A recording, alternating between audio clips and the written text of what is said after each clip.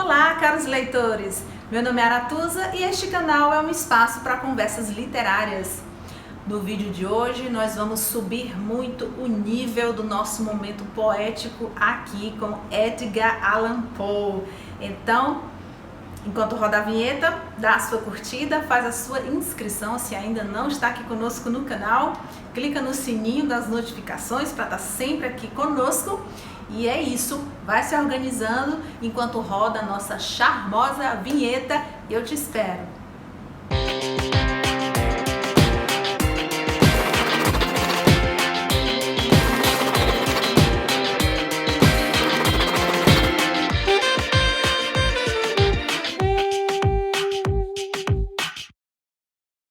Caros leitores, que prazer receber aqui no nosso canal Edgar Allan Poe, esse expoente do romantismo, ultra-romantismo, podemos também dizer assim, e um escritor que deixou uma obra marcante, influenciou gerações de escritores, e o seu poema The Raven, sem dúvida, é um clássico da literatura universal. E hoje nós vamos aqui fazer algumas observações sobre esse belíssimo poema. Antes, vamos só aqui relembrar um pouquinho da vida desse poeta, desse escritor, editor, crítico literário. Edgar Allan Poe teve uma vida muito difícil, muito turbulenta. Era filho de David Poe e Elizabeth Arnold, um casal aí de artistas do teatro. O pai abandonou a família, ele ficou com a mãe, mais 2 irmãos, e Elizabeth morreu um pouquinho depois, e órfão, né? Ele e os irmãos órfãos aí de mãe, o pai que abandonou. Ele foi adotado, não oficialmente, por uma família que financeiramente realmente vivia de forma mais estável. Então, sobre a vida de Poe, há muitas inverdades, há muitas histórias desencontradas. O que se sabe, de fato, é que ele teve realmente uma vida de muita restrição financeira, de muita dificuldade, sem apoio.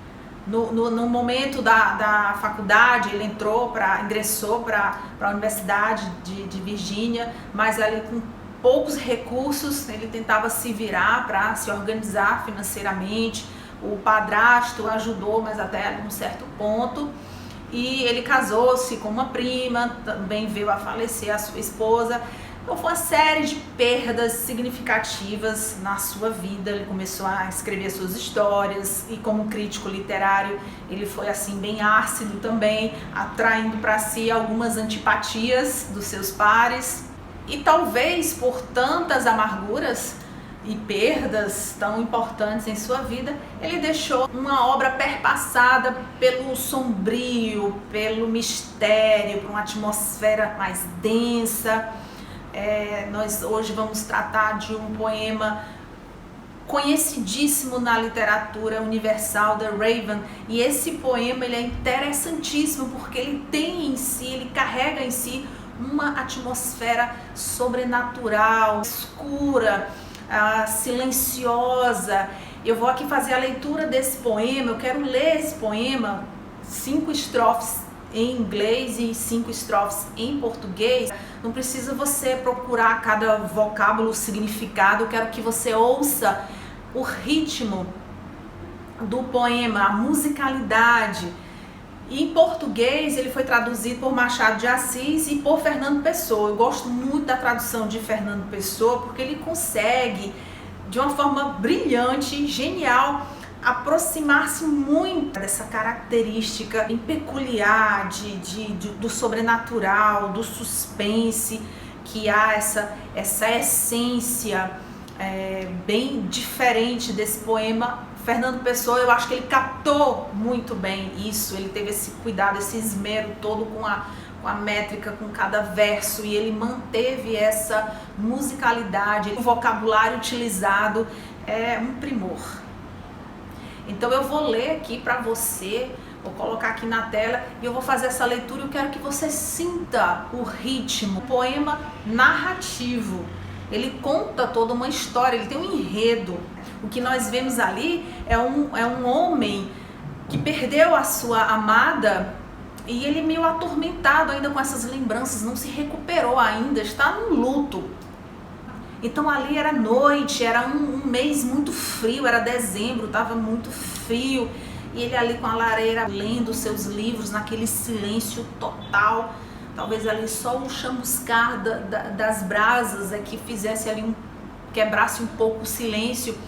Quando de repente ele começa a ouvir, né, as batidinhas ali fora, ele pensa que são pessoas vindo à sua casa visitar, mas na verdade não é isso. Essa batidinha, na verdade, era um corvo. O corvo, ele tem uma simbologia que remete ao mau agouro, é um mau presságio, é uma ave que simboliza ali o fim de tudo, a morte, aquilo que é treva. Então, o corvo veio fazer essa visita e ele começa a conversar com o corvo fala, o corvo diz: nevermore, nunca mais, nunca mais. É só isso que o corvo vai falando para ele. Então, assim, a gente fica se perguntando, é um delírio? O corvo veio buscá-lo, ele morreu ali, porque em alguns versos você tem essa sensação de que o transcendental ali já aconteceu, ele não está mais vivo, ele não está mais aqui. Ou então ele realmente está muito alucinado, muito perturbado com a perda da sua amada Lenore. Então ele fica nesse diálogo, ele trava esse diálogo com o corvo, ele quer que o corvo vá embora, mas o corvo fica ali. Então durante algum tempo aquele corvo fica ali. Talvez algo que vá além da nossa percepção pode ter acontecido ali e vai além das linhas dos versos do poema. Com relação à construção desse poema, Poe fez um ensaio chamado A Filosofia da Composição e ele explica como é que é construído toda essa estrutura do poema de forma matemática, de forma clínica, de forma bem calculada, porque as emoções elas precisam ser dosadas de uma maneira que o leitor possa receber sem uma overdose, sem nenhum exagero, e que a melancolia... Eu vou ler aqui para você e depois da leitura eu continuo a narrativa e o desfecho dessa história tão sobrenatural. The Raven, by Edgar Allan Poe. Once upon a midnight dreary, while I pondered weak and weary over many a quiet and curious volume of forgotten lore. While I nodded, nearly napping, suddenly there came a tapping, as of someone gently rapping at my chamber door. This some visitor I murdered tapping at my chamber door. Only this, and nothing more. Ah, distinctly I remember, it was in the bleak December, and each separate dying ember wrought its ghost upon the floor. Eagerly I wished the morrow, vainly I had sought to borrow from my books her seer of sorrow, sorrow for the lost Lenore, for the fair and radiant maiden who the angels name Lenore, nameless here forevermore. And the silken, sad, and certain rustling of its purple curtain filled me with fantastic terrors never felt before, so that now, to still the beating of my heart, I stood repeating, this some visitor entreat and trance at my chamber door. Some late visitor entreat and trance at my chamber door. That it is, and nothing more. Presently my soul grew stronger, hesitating then no longer. Sir, said I, or madam, truly your forgiveness I implore. But the fact is, I was napping, and so gently you came rapping, and so faintly you came tapping at my chamber door, that I scarce was sure I heard you. Here I opened wide the door. Darkness there, and nothing more. Deep into the darkness peering, long I stood there wondering, fearing, doubting, dreaming dreams no mortal ever dared to dream before. But the silence was unbroken, and the stillness gave no token, and the only word there spoken was the whispered word Lenore. This I whispered, and Neca murmured back the word Lenore. Merely this, and nothing more. Bom, já fiz a leitura do poema em inglês. Você deve ter percebido essa atmosfera vagarosa, sinistra, misteriosa. E agora eu vou ler o poema na tradução de Fernando Pessoa. E você vai perceber também que ele consegue manter essa mesma linha de suspense, essa linha sobrenatural, densa. Então vamos conferir. Me acompanha na leitura. O Corvo, tradução de Fernando Pessoa. Numa meia-noite agreste, quando eu lia lento e triste, vagos, curiosos tomos de ciências ancestrais, e já quase adormecia, ouvi o que parecia, o som de alguém que batia levemente a meus umbrais. Uma visita, eu me disse, está batendo a meus umbrais. É só isto e nada mais. Ah, que bem disso me lembro, era no frio dezembro, e o fogo morrendo negro urdia sombras desiguais. Como eu queria a madrugada toda a noite aos livros dada, para esquecer em vão a amada, hoje entre hostes celestiais, essa cujo nome sabem as hostes celestiais, mas sem nome aqui jamais. Como a tremer frio e frouxo, cada reposteiro roxo me incutia, urdia estranhos terrores nunca antes tais. Mas a mim mesmo infundindo força, eu ia repetindo, é uma visita pedindo entrada aqui em meus umbrais.